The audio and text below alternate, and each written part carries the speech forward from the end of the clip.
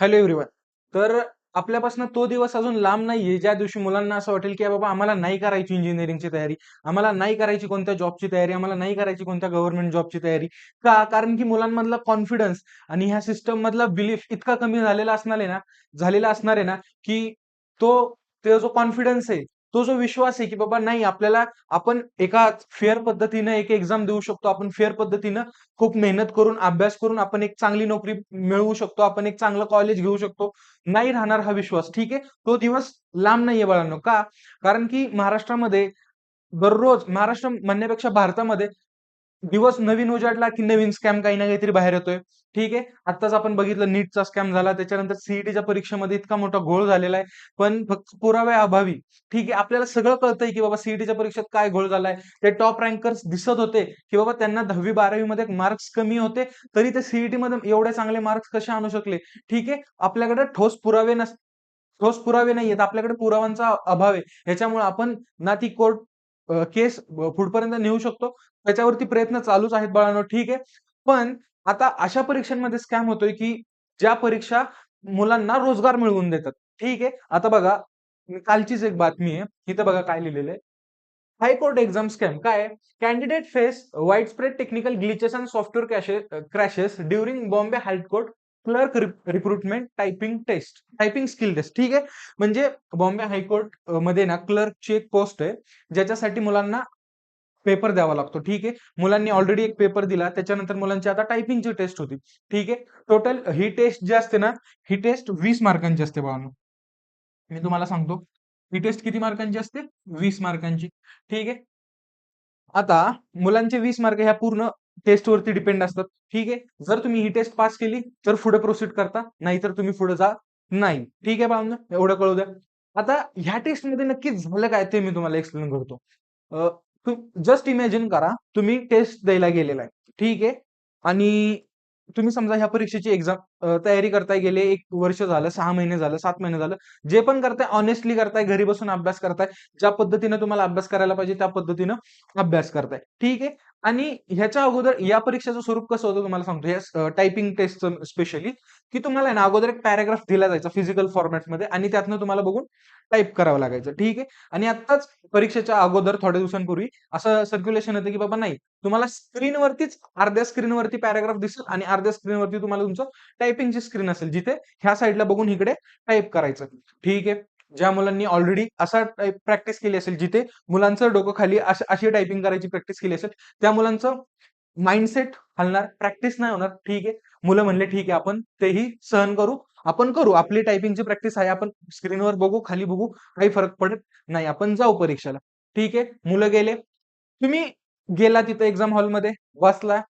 तुम्ही आता बघताय काय समोर, की बाबा तुमचा जो कीबोर्ड आहे ना, तो एका जागेवरती स्टेबलच राहत नाहीये. ज्यावेळेस आता बघा, अशी एक्झाम असते ज्या ज्या एक्झाममध्ये तुमची टायपिंगची अॅक्युरसी मॅटर करते, टायपिंगची स्पीड मॅटर करतं. ठीक आहे. ह्या दोन्ही गोष्टी खूप मॅटर करतात. त्या एक्झाममध्ये जर तुमचा कीबोर्ड एका ठिकाणी स्थिर राहत नसेल, तर काय फायदा त्याचा? तो तुम्ही 4 वर्ड टाइप केले, थोडा पुढे सरकला. 4 वर्ड टाइप केले, थोडा मागे आला. हे बघा, मोठा इश्यू नाहीये हा. पण हा इश्यू असा आहे, की तुम्हाला तुमची नोकरी गमवावी लागते. ठीक आहे. जी तुम्हाला भेटणारी नोकरी असते, ती तुम्हाला तुम्हाला गमवावी लागते. ठीक आहे बाळांनो. काही-काही मुलांना असे इश्यू आले, बाबा ठीक आहे त्यांचा कीबोर्ड पण चालला. ठीक आहे, मुलांनी सहन केला. कीबोर्ड कसा तरी ॲडजस्ट केला. सगळ्या गोष्टी ॲडजस्ट केल्या. स्क्रीन ऑटोमॅटिकली बंद पडली बघा इथं. काय? काय झालं बघा इथं नक्की बघायचं. टेक्निकल फेल्युअर काय आला? कीबोर्ड, माईक, टायपिंग सॉफ्टवेअर माल फंक्शन. म्हणजे तुम्हाला असं वाटतंय का, की बाबा तुमचं कॉन्सन्ट्रेशन इतकं 100% राहील, की ज्यावेळेस तुम्ही टाइप करताय, करता-करता तुमची अचानक स्क्रीन ब्लँक झाली, अचानक सगळं बंद झालं, तुम्हाला होम स्क्रीन दिसायला लागली. तुम्हाला काय वाटतं त्या मुलाची काय मेंटॅलिटी होईल? तुम्ही विचार करा तो मुलगा. आणि हे बघा बाळांनो, हे काही इंजिनिअरिंगची किंवा एखाद्या कॉलेजची एक्झाम नाहीये. ही शिक्षणासाठी एक्झाम नाहीये. ही नोकरीसाठी एक्झाम आहे. नोकरीसाठी एक्झाम माणूस त्यावेळेसच ट्राय करतो, ज्यावेळेस त्याचं ऑलरेडी शिक्षण संपलेलं असेल. ज्या आणि या एक्झामला आहे ना, खूप खेडेगावातली मुलं वगैरे खूप लोकं तयारी करतात. का? ज्यांच्याकडे जॉब नसतात, मुलं परीक्षांच्या नादी लागलेले असतात.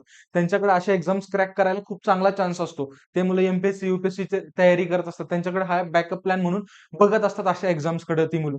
आणि ज्यावेळेस समजा अशा एक्झाम्समध्ये सुद्धा जर घोळत असतील, तर त्या मुलानं करायचं काय? त्या मुलाकडे ऑप्शनच राहत नाही ना काय. ठीक आहे. म्हणजे भारतामध्ये इतके सारे प्रॉब्लेम्स आहेत आपल्या देशामध्ये. ठीक आहे, आपण त्या सगळ्या प्रॉब्लेम्सला मुलं काय म्हणतात हे करतात, बाजूला ठेवतात आणि परीक्षेची तयारी करतात. स- मुलांचे घरी पर्सनल प्रॉब्लेम्स असतात, खूप सगळ्या गोष्टी असतात. त्यातनं मुलं ही परीक्षेची तयारी करतात आणि यासारख्या एक्झामला तयारी करणारी मुलं कोण असतात? ज्यांचं शिक्षण ऑलरेडी कंप्लीट झालेलं आहे, ज्यांना शिक्षणामध्ये ज्यांचं ज्यांना आता नोकरीची गरज आहे, ते मुलं असल्या एक्झाम्स देतात. बरोबर आहे का नाही? जे मुलं आता फर्स्ट इयरला आहेत, सेकंड इयरला आहेत, इंजिनिअरिंगला आहेत किंवा 11वी-12वी मध्ये असली तर मुलं एक्झाम देत नाहीत. तर त्यांच्यावरती ऑलरेडी ते एक प्रेशर बिल्ड झालेलं असतं, की बाबा तुम्हाला एक नोकरी हवी आहे. ठीक आहे? आणि जर त्या एक्झाम मध्ये जर असल्या काहीतरी गोष्टी होत असतील, ठीक आहे बघा. आता बघा इथं काय लिहिलंय, सॉफ्टवेअर माल फंक्शन झालं मधल्या टेस्टमध्ये अँड न्यूमरस कॅन्डिडेट्स वर automatically locked out of server. म्हणजे ठीक आहे बाबा. आणि कसं आहे, की बाबा जर तुमच्या वेळेस असं काही झालं, तुम्ही बसलाय परीक्षेला आणि तुम्ही ऑटोमॅटिकली सर्व्हरच्या बाहेर पडला आणि तुमची टेस्ट सबमिट झाली किंवा ब्लँक स्क्रीन आली, तर तुम्ही काय करणार? ठीक आहे. तिथं जे इन्व्हिजिलेटर वगैरे किंवा सुपरवायझर असतात ते पण म्हणतील, की ठीक आहे आम्ही बघू, बघू. त्या बघण्यामध्ये वेळ जातो. ठीक आहे. आणि ह्या सगळ्या गोष्टीमध्ये मुलगा काय होतो? पॅनिक होतो. समजा तुमचा टायपिंगचा स्पीड जरी चांगला असेल, तुम्ही अभ्यास जरी चांगला केला असेल, तुमची प्रॅक्टिस खूप असेल, तरी काय होणार? डोकं खराब होणार ना ऑब्व्हियसली. घाम फुटणार, भीती वाटणार, नर्व्हसनेस, बिनकामाच्या नाही त्या गोष्टी येणार. त्याच्यानंतर येणार, की बाबा नाही गेली नोकरी, मग काय करणार? ह्या सगळ्या गोष्टी येतात. ठीक आहे बाळांनो. ज्या पद्धतीने सीईटीच्या एक्झाममध्ये घोळ चालू आहे आणि चालू आहे घोळ. हे सगळ्यांना माहिती आहे. आपल्याकडे फक्त कसं आहे, आपल्याकडे ना ते सीसीटीव्ही कॅमेरे आहेत, ना त्या सगळ्या गोष्टी आहेत, ना काही गोष्टी आहेत ज्या आपल्याला त्यांचा जो गुन्हा आहे, तो प्रूफ करायला लागतात. त्या गोष्टी नसल्यामुळं आपण ते जगाच्या समोर प्रूफ करू शकत नाही. जगाच्या म्हणजे कोर्टाच्या समोर प्रूफ करू शकत नाहीये. ठीक आहे. आपल्याला माहिती आहे की सीईटीच्या एक्झाममध्ये स्कॅम होतो. ज्या मुलाला 10वी मध्ये 30-35% आहेत, त्या मुलाला कसे मार्क्स पडतील? विचार करा तुम्ही. ठीक आहे. मला काही-काही मुलं म्हणतील की नाही सर, त्यांनी फक्त सीईटीचाच अभ्यास केला असेल. त्यांनी फक्त काय म्हणतात त्या कॉम्पिटिटिव्ह एक्झामचाच पर्टिक्युलर अभ्यास केला असेल. नसेल त्या माणसाने बोर्डाचा अभ्यास केला. पण मला एक गोष्ट सांगा बाळांनो, जर आपण एक आहे ना एक्झामला कोणत्याही एक्झाम तुम्ही देताय, ठीक आहे. आता सीईटी ही अशी एक्झाम आहे जिचा सिलेबस जो आहे, ठीक आहे. सीईटीचा जो सिलेबस जो आहे ना, तो टोटली महाराष्ट्र स्टेट बोर्डाचं जे बुक आहे त्याच्यावर डिपेंड आहे. ठीक आहे. स्टेट बोर्डाचं बुक आहे त्याच्यावर डिपेंड आहे. बरोबर आहे का नाही? पूर्ण सिलेबसच आपला स्टेट बोर्डाच्या पुस्तकातला आहे. ठीक आहे. आता तुम्हाला जर सीईटीची तयारी करायची असेल, तर तुम्ही स्टेट बोर्डाचं पुस्तक सॉल्व्ह करणार का? करणार. ठीक आहे बाबा. काही लोकं म्हणतील, की नाही त्या मुलांनी जेईचा अभ्यास केला असेल. अरे बाळांनो, त्या लोकांना मी सांगतो, की जरी तुम्ही जेईचा अभ्यास केला असेल, तरी कन्सेप्ट तर ती सेमच राहणार आहे ना. हां, ठीक आहे. मला तुम्ही सांगा, जर मला डिफरन्शिएशन शिकायचंय, मी ते डिफरन्शिएशन एन-सी-ई-आर-टीच्या पुस्तकातनं शिकू, ते डिफरन्शिएशन मी स्टेट बोर्डाच्या पुस्तकातनं शिकू किंवा ते डिफरन्शिएशन मी Googleवरनं शिकू. डिफरन्शिएशनच राहणार आहे ना. कळतंय का? त्यामुळं असं नाही कधी व्हायला पाहिजे, की बाबा ज्या मुलाला सीईटीमध्ये 100% आलेत, ठीक आहे.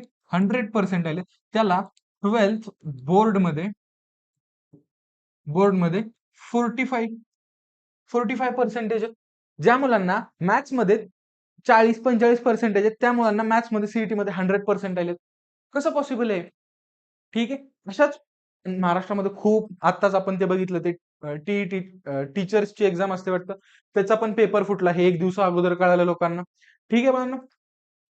अशा साऱ्या गोष्टी आहेत. त्याच्यामध्ये का नाही सरकारने एवढंच केलं पाहिजे, की बाबा ज्या लोकांना तुम्ही ह्या सगळ्या यंत्रणा देताय सांभाळायला, की बाबा भले ते कॉन्ट्रॅक्टवरती असतील किंवा ती पर्टिक्युलर एक बॉडी असेल गव्हर्नमेंटमधली, त्या बॉडीला तुम्ही प्रॉपर ट्रेनिंग द्या किंवा ती बॉडी कॅपेबल आहे का नाही त्या एक्झाम्स घेण्याच्या, ते अगोदर चेक करा. ठीक आहे. नाहीतर असं नको व्हायला, की उठ कोणाला तरी द्यावं कॉन्ट्रॅक्ट किंवा असं असं नकारे प्रकार करू. हे काय होतं माहितीये का? ह्याचा परिणाम लोकांना कळत नाहीये. ह्याचा परिणाम भोगावा कोणाला लागतो? त्या विद्यार्थ्याला. जो तो जो त्या एक्झामची तयारी करत होता, त्या विद्यार्थ्यांच्या पालकांना, ज्यांनी त्याच्यावरती खूप सारा खर्च केला असेल. हे बघा, खर्च हा फक्त पैशाचा नसतो, खर्च हा वेळेचा असतो. ठीक आहे. मुलांच्या मानसिकतेचा असतो. ठीक आहे. तुम्ही विचार करा, ज्या मुलांनी नीटची परीक्षा फर्स्ट अटेम्प्टला यावर्षी इतक्या चांगल्या पद्धतीने दिली असेल, बाबा सगळे मग फ्री झाले असतील ते. त्याच्यानंतर पुन्हा रिनीट देण्यास जेव्हा अनाउन्स झाली, त्यावेळेस त्यांची मानसिकता काय झाली असेल, की बाबा पुन्हा ते सगळं करायचं.